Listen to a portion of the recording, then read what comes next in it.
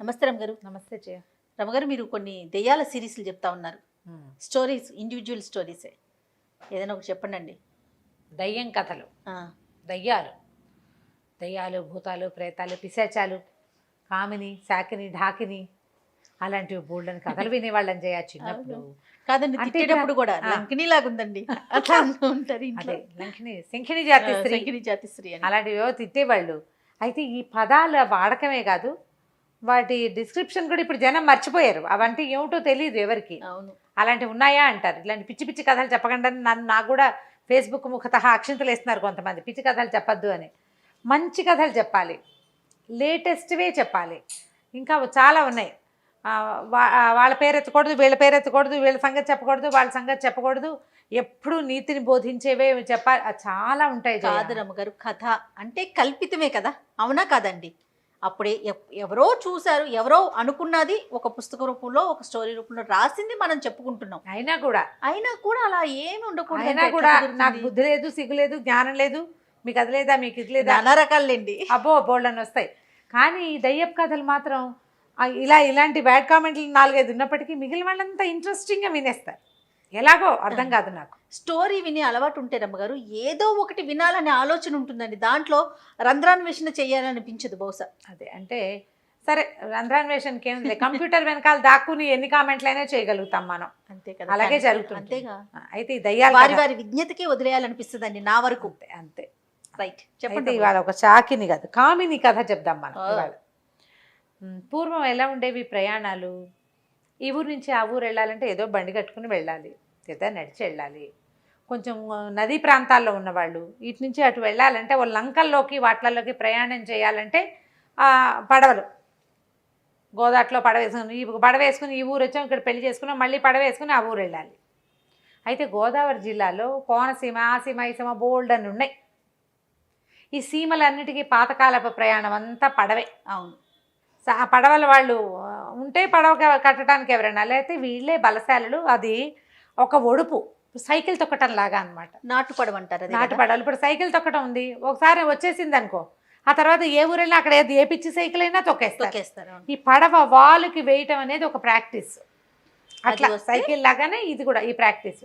అది తెలుసుంటే గడేసి మెల్లిగా ఆ డింగీలు చిచ్చిటివి, ఈ తాటాకుతో వెళ్తారు చూడు డింగి, బుజ్జిది, ఆ బుజ్జివైనా కాస్త కర్ర పడవలైనా కొంచెం నాటు పడవైనా ఒక మాదిరి పెద్దవి కూడా 2-3 సాయం పట్టి ఒకళ్ళతో ఒకళ్ళు సింక్రనైజ్డ్గా పనిచేయాలి పడవకి. అలా చేసేవాళ్ళు. అయితే ఈ కోనసీమ చుట్టుపక్కల ప్రాంతాల్లో జనమంతా కూడా పడవ ప్రయాణాలే వాళ్ళ పద్ధతి. అప్పట్లో ఎలా ఉండేది, కరెంటు లేదు. అవును, చీకటి పడితే ప్రయాణాలు ఉండేవి కాదు. చీకట్లో పడవల వాళ్ళు కూడా వచ్చేవాళ్ళు కాదు. రాత్రులు ప్రమాదం కదా, అవతల ఇదందదు, గట్టు అందకపోయినా సడన్గా ఏటికి గోదావరికి ఏదైనా ఎక్కువ నీళ్ళు వచ్చేసినా అవి తెలియవు కాబట్టి రాత్రిళ్ళు చేసేవాళ్ళు కాదు. అయితే ఇలాంటి కాలంలో, ఈ కాలం ఎట్లా అంటే రోడ్లు అసలు లేకుండా కేవలం పడవ ప్రయాణాలే ఉన్న రోజుల్లో భీమశంకరం గారిని ఒక ఆయన ఉండేవారు. ఆయనకి రామలింగం అని చక్కటి కుమారుడు ఉన్నాడు. ఆయన బాగా ఆలోచించి కొంచెం దూరపు సీమ నుంచి ఒక పిల్లని, పెళ్లి కూతుర్ని సెలెక్ట్ చేసుకున్నారు, పెళ్లి చేశారు. పిల్లాడికి ఒక 20 ఏళ్ళు ఉంటాయి, 20 సంవత్సరాలు పిల్లాడు. పిల్లకి 8 ఏళ్ళు. అప్పుడు పెళ్ళిళ్ళు అట్లా చేసుకునేవాళ్ళు కదా. చక్కగా పెళ్ళి అయింది. ఆ పెళ్లి వాళ్ళంతా తెముల్చుకుని వీళ్ళు పడవల దగ్గరకు వచ్చేసరికి చీకటి పడిపోయింది. చీకటి.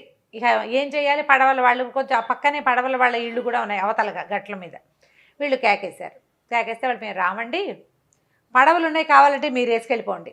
వీళ్ళకి పెళ్లి వాళ్ళకి వెనకాల భోజనం వసతి లేదు. అంటే ఉండే భోజనం ఉన్నా ఉండే వసతి లేదు, వెళ్ళిపోవాలి ఎలాగైనా సరే. అయితే వాళ్ళు ఏమన్నారు, పడవలు కావాలంటే మీరు వేసుకెళ్ళండి, అవతల ఒడ్డును వదిలిపెట్టండి అన్నారు. ఈ ప్రయాణం కూడా అంత చాలా పెద్దది ఏం కాదు, ఒక అరగంట 30 గంట పడుతుంది అంతే. సరే వీళ్ళు ఏమనుకున్నారు, అలాగే లేరా మనమే వెళ్ళిపోదాం, ఇంతమంది ఉన్నాం, పడవకి ఏముంది, కర్రేసుకు వెళ్ళిపోవటమే కదా, తెడ్డేసుకుని అని చెప్పి పడవలు లాక్కున్నారు. చీకట్లోనే ఉన్నాయి పడవలన్నీ. ఓ పడవని లాగారు. పెళ్లి కొడుకు పెళ్లి కూతురు ఉన్న పల్లకిలో పిల్లని తెచ్చారు. పిల్లవాడు మహా అందగాడు, ముందే చెప్పాం ఆ మాట. చక్కగా ఉన్నాడు, చక్కటి కంటిమడి చొక్కా, జుట్టు అది పొద్దునే తలంటి పోస్తారు. పెళ్లి కుమారుడు ఎట్లా ఉంటాడు, చక్కగా బొట్టు, మధుపర్కాలు, బుగ్గలు కళకళలాడుతూ పండులా ఉన్నాడు. పిల్ల చక్కగా 8 ఏళ్ల చిన్నపిల్ల. పిల్లాడు ఉన్న పల్లకిని ఒక పడవ మీద పెట్టారు, ఆహా, పల్లకీతో పల్లకీతో సహా. 4-5 మంత్రవేత్తలు ఈ పొద్దున పెళ్లి చేయడానికి వచ్చారు కదా బ్రాహ్మలు, వీళ్ళంతా ఆ పడవలో ఎక్కారు. ఇంకో మిగిలిన పడవలు లాగారు. అన్ని పడవలు కొద్దిగా ముందుకు వచ్చినాయి. వచ్చేసరికి ఎక్కడి నుంచో చక్కటి పాట వినపడుతుంది, ఆడవాళ్ళు ఎవరో పాడిన పాట. ఎంత బాగుందంటే పాటలోకి ప్రవేశించేసేట జనం అంతా. పాట అంత బాగుంది. సడన్గా పాట ఆగిపోయింది. మంది పెళ్లి కూతురు, పిల్లాడు పెళ్లి కొడుకు కనపడలేదు. పాట ఆగిపోయి వీళ్ళందరికీ స్పృహ వచ్చేసరికి పాట లేదు, పిల్లాడు లేడు. ఓ, పెళ్లి కుమారుడు లేడు, నీళ్ళల్లో పడలేదు, నా ఎదురుగుండానే ఉన్నాడు, ఇద్దరం పాట వింటున్నావు, ఎలా మాయమైపోయాడో తెలియదు అంటుంది పిల్ల. మంత్రవేత్తలంతా బయట పల్లకి బయట కూర్చునున్న వాళ్ళంతా అసలు వాడు పల్లకిలోంచి బయటికే రాలా, నీళ్ళల్లో పడలా. వీళ్ళేమనుకున్నారు పెద్దవాళ్ళంతా, ఈ సంగీతపు దీంట్లో పడి చూసుకోలేదు, ఏ ఒత్తుగిలాడో గోదాట్లో పడిపోయాడు అనుకున్నారు. ఇక తెల్లవారింది, లబో దిబో పెళ్లి వాళ్ళంతా ఏడ్చి మొత్తుకున్నారు. గోదారంతా వెతికి వేదులు పెట్టారు, లేడు. అయిపోజా లేడు. పెళ్లి నాటి రాత్రే పిల్లవాడు మాయమైపోయాడు. ఏం చేస్తారు? ఆ రోజు చనిపోయాడని భావించి 9వ రోజు నుంచి కర్మలు చేశారు. ఏటా తద్దినాలు పెట్టారు. అలా ఎన్ని సంవత్సరాలు? కోడల్ని తమతోటే తెచ్చుకున్నారు. పిల్ల జుట్టు తీల, ఆ కాలంలో ఏమిటి తల వెంట్రుకలు తీసేసేవాళ్ళు కదా, ఏమంటారు, జుట్టు తీయటం, విధవకి జుట్టు తీసేసేవాళ్ళు. 11 సంవత్సరాలు అయింది. అబ్బా. అయితే 7-8వ ఏట, 7 ఏళ్ళు అయిన తర్వాత, 7-8 సంవత్సరాల తర్వాత చుట్టాలు ఎవరో, మేము దీనికి వెళ్ళినప్పుడు, శ్రీరంగం వెళ్ళినప్పుడు తీర్థంలో అక్కడ కావేరిలో స్నానం చేసి కనపడ్డాడు రామలింగం, మేము చూసామని ఒకళ్ళు. ఇట్లా 5-6 చోట్ల తీర్థాల్లో రామలింగం కనపడ్డాడు, చేయెత్తు మనిషి అయ్యాడు. మేము నీళ్ళలో నుంచి బయటకు వచ్చి, మేము నీళ్ళలో ఉన్నప్పుడు కనపడ్డాడు, మేము బయటకు వచ్చేసరికి కనిపించలా, కానీ మేము చూసాం, చిన్నప్పటి నుంచి చూసిన వాళ్ళం కదా అని చెప్తూ వచ్చారు. వీళ్ళకి ఇంకా ఆశ, ఏదో ఒకనాడు పిల్లాడు వచ్చేస్తాడేమో, వచ్చాడని ఒక ఆశగా ఉండేది. అయితే ఇట్లా జరుగుతూ ఉంది. 11 సంవత్సరాల తర్వాత 11 ఏళ్ళకి ఒకనాటి రాత్రి వాళ్ళ నాన్న పడుకున్నాక నిద్రలేసారు కదా, తల కింద పసుపచ్చటి గుడ్డలో మూట కట్టిన డబ్బులు కనపడ్డాయి ఆయనకి. ఆయన తెల్లబోయాడు, ఈ డబ్బు ఎవరు పెట్టారో తెలియలే. సరే దొడ్లో ఒక చోట గుంట తీసి పాతిపెట్టాడు. పిల్లాడు తద్దిన రోజున జరిగింది అది. మళ్ళీ కొన్నాళ్ళకి ఏవో నగలు వచ్చి తల కింద ఉన్నాయి.